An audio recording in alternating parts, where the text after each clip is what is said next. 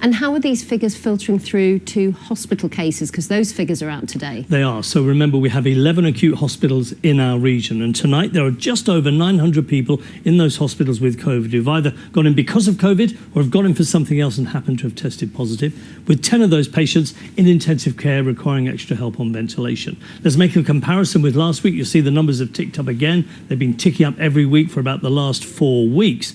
But if we look at one particular hospital in particular, University Hospital Sussex, they've got 4 big hospitals along the south coast. They have 220 patients in their beds with COVID for one reason or another, none in ventilation. But that high number is causing a problem and putting pressure on them and their patients and their staff. In the last few hours, I've been talking to their chief nurse.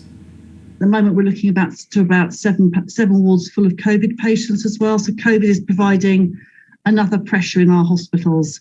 It's good news in terms of the vaccine. So many of those patients are less unwell with COVID, but unfortunately, that still puts additional pressure on our hospitals and our patients. We need to look after those patients in the correct areas and isolate them. So that causes some additional bed pressures.